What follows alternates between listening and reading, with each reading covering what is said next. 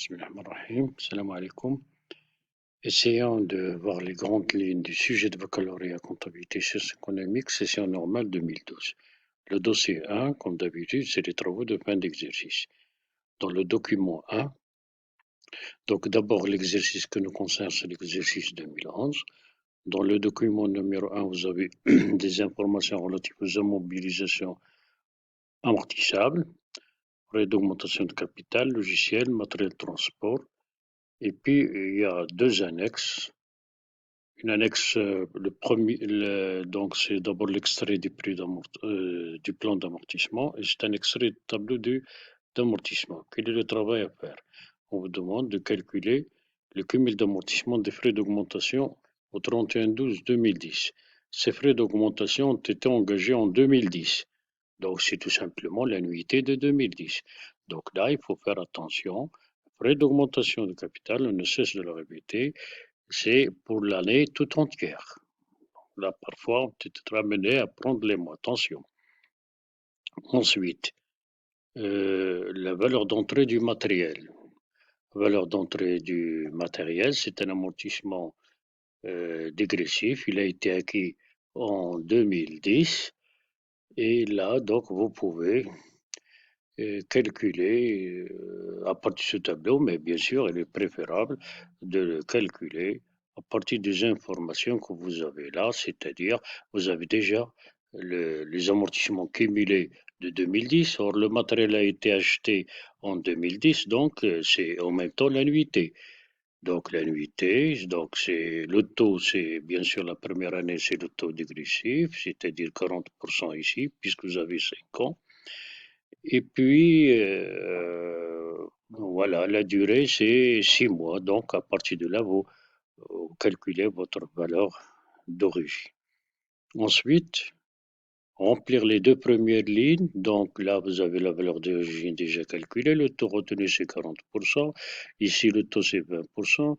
Taux dégressif, c'est 40%. On calcule la VNA qu'on va reprendre ici. On va calculer ici le taux pour le constant pour 2011, c'est le nombre de mois qui reste. Il y avait déjà 6 mois pour le premier exercice, donc 60 moins 6, ça fait 54. Donc c'est 1200 sur 54. Et puis on complète le tableau, ça ne pose pas de problème. Les dotations aux amortissements, donc il y a d'abord les non-valeurs.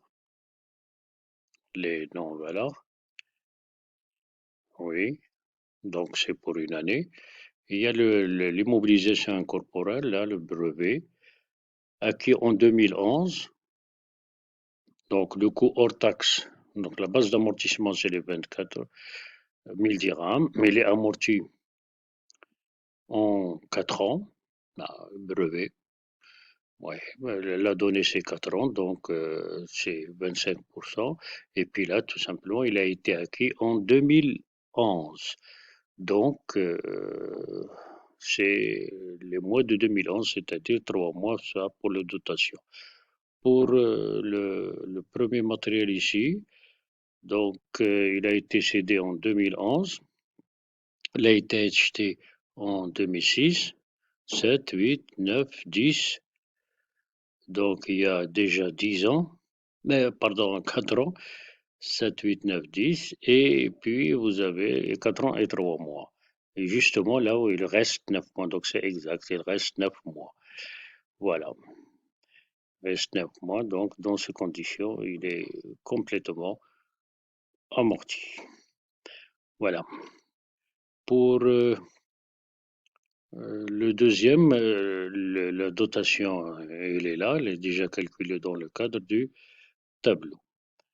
Ensuite, on vous demande de calculer les dotations. Voilà, enregistrer au journal les dotations, ça n'a pas de problème. L'écriture relative à la sortie de matériel, je pense qu'il est complètement amorti, oui. Voilà. Donc, il y a tout simplement deux comptes là, il n'y a pas de VNA. Ensuite, vous présentez sous forme schématique le compte de matériel de transport. Donc, il y a au début le solde initial du matériel de transport, les deux que vous avez là. Il n'y a pas acquisition, mais il y a une scission, donc il y a un crédit. Et puis on tire le solde. On tire le solde. Présenter, voilà, remplir l'extrait du tableau d'amortissement. Préliminaire, on a déjà calculé le cumul. Le brevet, il n'y avait pas de cumul puisqu'il a été acquis.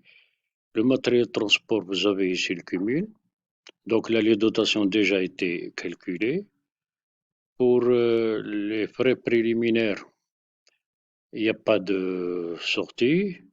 Brevet aussi, il n'y a pas de sortie. Par contre, pour le matériel de transport, il y a une sortie. Et puis, on calcule la valeur finale. Voilà pour ce qui est de ce premier travail. Ensuite, le cinquième travail, c'est relatif au stock. C'est relatif au stock. Donc, reconstituer les écritures de régularisation passées au 31/12/2011 des stocks de matières premières et de sa provision. Voilà, donc les données, ils sont là, les stocks, on vous a donné un extrait de la balance des comptes, solde avant inventaire et solde après inventaire. Donc, il faut lire ces soldes-là. D'abord, le compte 31/21. Donc, il est soldé. Avant inventaire, il est soldé. Ça veut dire quoi? Ça veut dire que le stock initial a été soldé avec quoi? Avec le compte de variation de stock. Voilà. Donc, ça veut dire que ça, 740 000, ça représente le stock initial. Et là, vous avez le stock après inventaire, c'est-à-dire le stock final.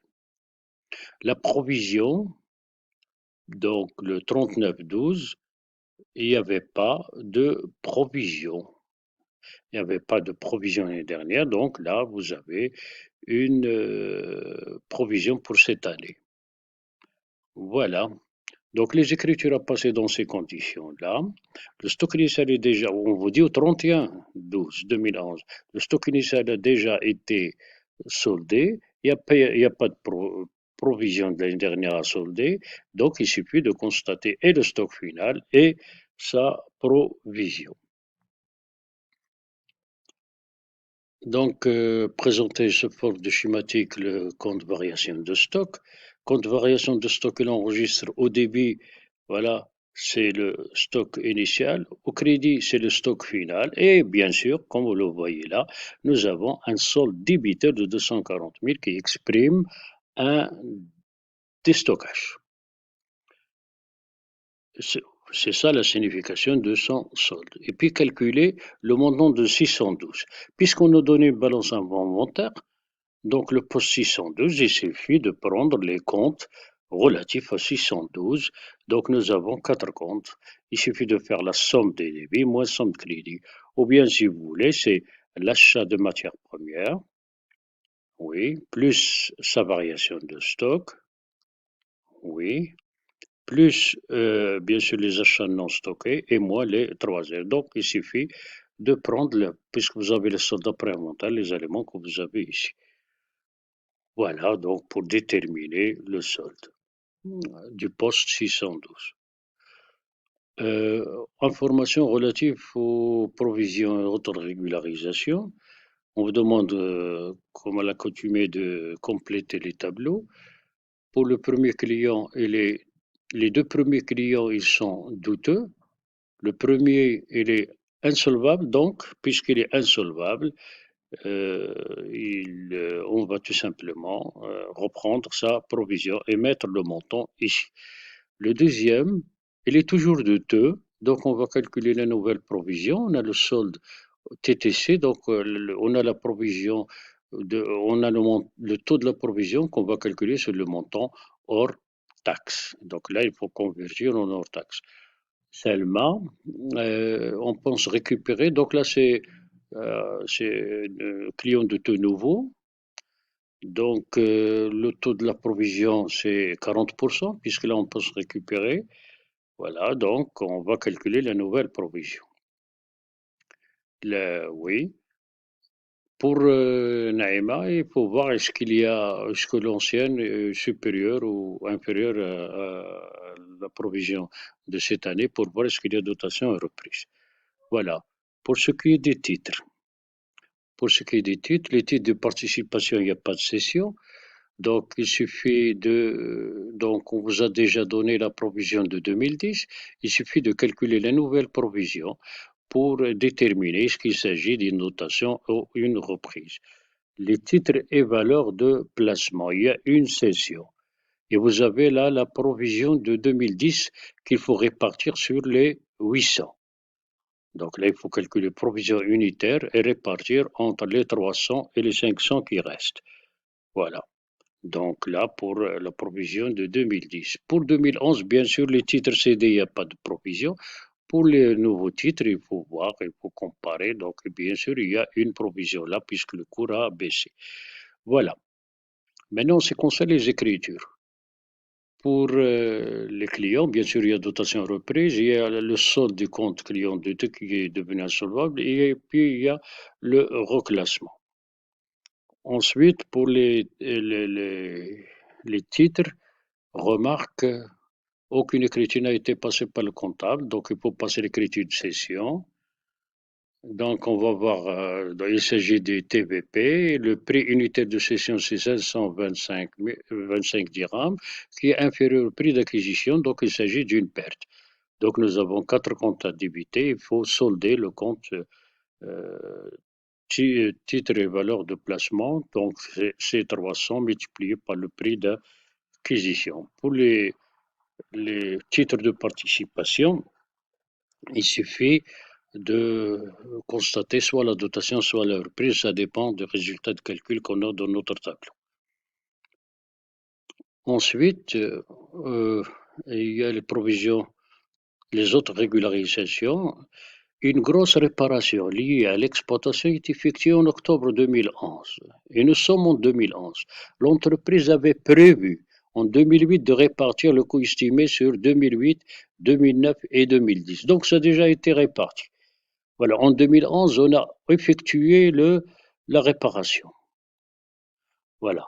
Et le coût qui a été estimé, c'est 675. Donc là, quelle est la situation? C'est que la provision avait déjà été constituée les exercices précédents. Maintenant, il n'y a plus de provision.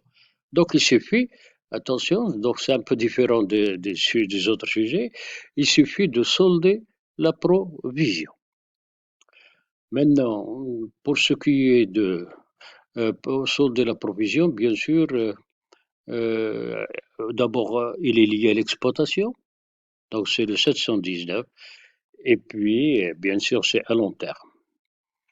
Après vérification des écritures comptables, vous avez relevé le paiement d'une quotance de loyer d'un montant de 7200 relatif à un magasin de stockage pour la période du 1-11 au 31-1, donc 11-12 et un 3 mois.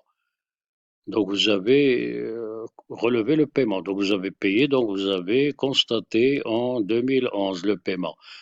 Or, ce paiement concerne 2011 pour 2 mois, mais il concerne aussi 2012 pour un mois. Donc, c'est une charge qui a été comptabilisée d'avance. Donc, on va prendre un tiers. Donc, c'est 7200 divisé par 3 pour prendre un mois. Voilà. Ensuite, extrait balance après inventaire. Balance après inventaire. Donc 23,40 matériel de transport, on vous a demandé le compte, donc il suffit de prendre le solde, c'est un solde débiteur. Amortissement du matériel de transport, vous avez le tableau, voilà, donc le tableau d'amortissement, donc qui a été normalement rempli, voilà, donc le solde c'est le montant qui est là à la fin, voilà. Ensuite, titre et valeur de placement. Titre et valeur de placement. On vous a demandé d'ailleurs de présenter le compte. Donc, il y avait les titres au début. Voilà, c'est 800 à 540. Et puis, vous avez crédité pour 300 fois 540. Donc, le solde est, vous le mettez là. En ce qui concerne la provision, donc, la provision que vous avez, c'est la provision de 2011. Donc, c'est-à-dire le montant que vous avez ici. Voilà. Donc, voilà, voilà.